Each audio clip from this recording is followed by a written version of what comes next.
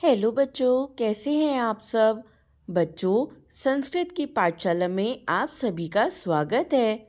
आज हम पढ़ेंगे अष्टमा पाठः क्रिया ज्ञानम। आज हम जानेंगे नॉलेज ऑफ वर्ब्स। बच्चों, जिन शब्दों से हमें यह बोध होता है कि वाक्य में कौन सा काम हो रहा है, ऐसे शब्दों को हम कहते हैं क्रिया शब्द। जैसे हंस, हंस यानी हंसना। पठ, पठ का मतलब होता है पढ़ना। तो बच्चों, हम धातु को एक चिन्ह की सहायता से प्रकट करते हैं, जैसे पठ, लिख आदि। इनके प्रयोगों को हम धातु कहते हैं। बच्चों, जब भी हम तीनों वचनों की बात करते हैं तो इनमें धातुओं के रूप अलग अलग होते हैं, लेकिन लिंग परिवर्तन में धातु के रूप में कोई अंतर नहीं आता। चलिए इसे उदाहरण से समझते हैं। जैसे वह पढ़ता है, तो बच्चों इसे हम लिखेंगे सह पठती। और अगर मैं आपसे कहूँ वह पढ़ती है, तो इसे हम कहेंगे सा पठती। तो आपने देखा, यहाँ पर लिंग परिवर्तन के बाद धातु के परिवर्तन नहीं हुआ है। धातु यानी जो हमारी क्रिया है वो दोनों में बराबर है। चाहे वह पुल्लिंग है उसमें भी पठती लगाया है, और चाहे वह स्त्रीलिंग का हमारा वाक्य है हमने उसमें भी पठती का ही प्रयोग किया है। तो बच्चों, इससे हमें समझ आता है कि धातुओं का लिंग परिवर्तन से कोई भी बदलाव नहीं होता है। चलिए अब हम पढ़ते हैं धातु रूपम। लट लकार प्रथम पुरुषः। हम पढ़ेंगे बच्चों verbs of the present tense third person. चलिए देखते हैं। यहाँ है बच्चों धातु, इसके बाद है उनके अर्थ, और फिर है पुरुष। अब हम यहाँ क्योंकि खाली प्रथम पुरुष को पढ़ेंगे और हम देखेंगे कि कैसे हमारे धातु बदलते हैं एक वचन में, द्विवचन में और बहुवचन में। चलिए पढ़ना शुरू करते हैं। सबसे पहली धातु है हमारी पठ। पठ का अर्थ होता है पढ़ना। तो प्रथम पुरुष में एक वचन में होता है पठती, यानी पढ़ता है। पठतः यानी दो पढ़ते हैं। पठंती, पठंती होते हैं कि अनेक बच्चे पढ़ते हैं। दूसरा धातु रूप है हमारा लिख। लिख का अर्थ होता है लिखना। प्रथम पुरुष में देखते हैं एक वचन लिखती यानी लिखता है। लिखतः दो लिखते हैं, और बहुवचनम में लिखंती यानी अनेक लिखते हैं। अगला धातु है वद। वद यानी बोलना। प्रथम पुरुष में एक वचनम वदती यानी बोलता है। द्विवचनम में वदतः यानी दो बोलते हैं, और बहुवचनम में आएगा वदंती यानी अनेक बोलते हैं। फिर हमारा धातु आएगा खाद। खाद यानी खाना।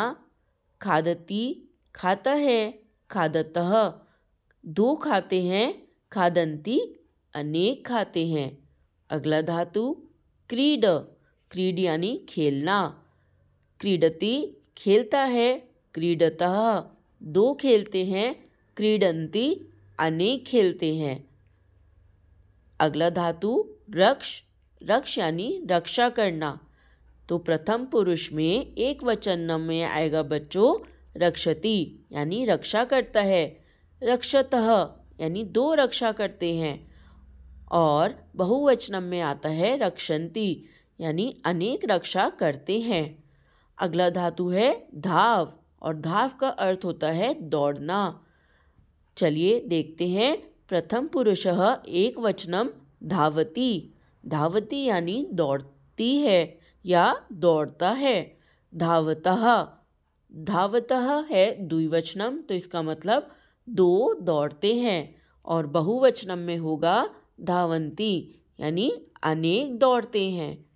हमारा अगला धातु है कूज। कूज का मतलब होता है बच्चों कूकना। प्रथम पुरुष में एक वचनम कूजती यानी कूकती है कूजतः, दो कूकती हैं कूजंती, अनेक कूकती हैं। अब हमारा आखिरी धातु है गर्ज। गर्ज यानी दहाड़ना। बच्चों, कौन दहाड़ता है जोर से? शेर जोर से दहाड़ता है। चलिए प्रथम पुरुष में एक वचनम में देखते हैं। सबसे पहले आता है गर्जती। गर्जती यानी दहाड़ता है। बच्चों, अगर दो शेर एक साथ दहाड़ते हैं तो हम बोलेंगे गर्जतः, यानी दो दहाड़ते हैं। और बहुवचन के लिए हम कहेंगे गर्जंती, यानी अनेक दहाड़ते हैं। चलिए अब पढ़ते हैं अन्यानि धातु रूपाणि। बच्चों, इसमें हम अब और अनेक धातु रूप, उनके अर्थ और प्रथम पुरुष में उन्हें देखेंगे कि एक वचनम, द्विवचनम तथा बहुवचनम में उन्हें कैसे प्रयोग किया जाता है। चलिए शुरू करते हैं। हमारा सबसे पहला धातु है अस। अस यानी होना।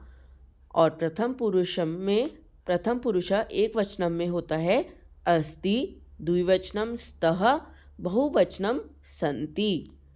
अगला धातु है क्र। क्र का अर्थ होता है करना। और बच्चों, इसका प्रथम पुरुष में रूप चलते हैं करोति, कुरतः, कुर्वन्ति। अगला धातु खेल। और खेल का अर्थ होता है खेलना। खेलना का धातु रूप चलता है बच्चों प्रथम पुरुष में खेलती, खेलतः, खेलन्ति।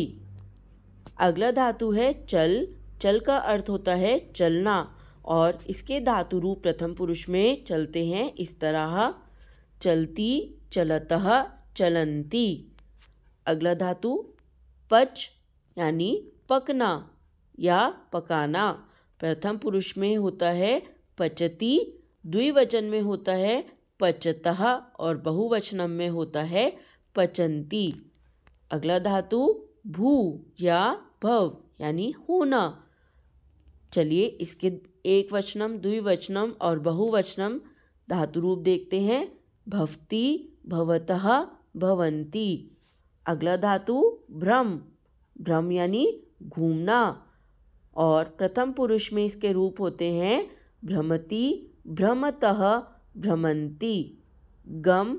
गम होता है गच्छ और इसका अर्थ होता है जाना। इसके धातु चलते हैं प्रथम पुरुष में गच्छति, गच्छतः, गच्छन्ति। अगला धातु है गई। गई यानी गाय। और यहाँ गाय का अर्थ होता है बच्चों गाना। और इसके धातु रूप चलते हैं गायति, गायतः, गायन्ति। गायतः यानी बच्चों जब दो गाते हैं तो हम कहते हैं गायतः। और जब दो से ज़्यादा यानी अनेक गाते हैं तो हम लिखते हैं गायन्ति। चलिए अगला धातु देखते हैं। ये है पत। पत यानी गिरना। और गिरना का प्रथम पुरुष में एक वचनम होता है पतति, द्विवचनम होता है पततः और बहुवचनम होता है पतन्ति।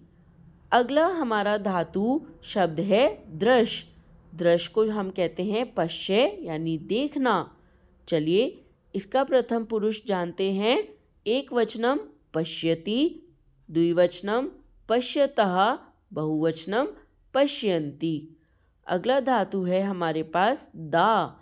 दा जिसे हम किस रूप में चलाएंगे? यक्ष में। और इसका अर्थ होता है देना।